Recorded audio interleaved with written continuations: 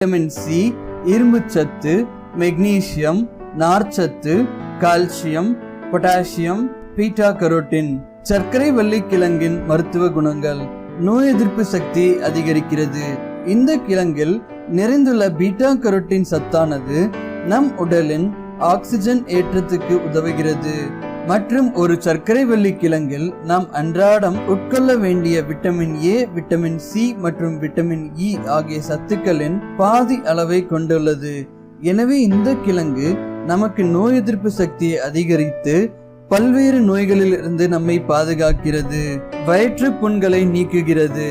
சர்க்கரை வள்ளி கிழங்கு நம் குடல் மற்றும் வயிற்றில் உள்ள பிரச்சனைகளை குணப்படுத்துவதில் முக்கிய பங்கு வகிக்கிறது. மற்றும் அதில் உள்ள vitamin C, beta carotene, calcium சத்துக்கள் அல்சர் எனப்படும் வயிற்று புண்ணை குணப்படுத்த உதவுகிறது.